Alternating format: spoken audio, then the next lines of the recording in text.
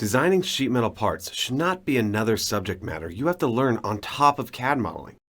In traditional CAD tools, there's a different command for each type of sheet metal flange. You have a different tool for your base flange, edge flange, contour flange, miter flange, and swept flange. Each of these had their own set of parameters, icons, and magic clicks to learn how to use correctly.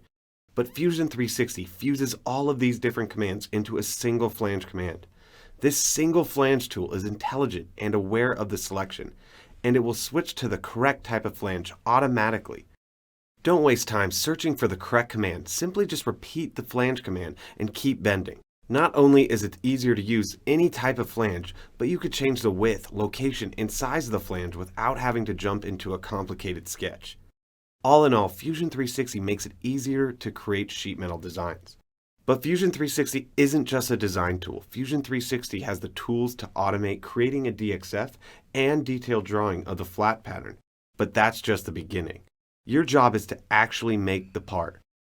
Product development is as much as about physical manufacturing as it is about design.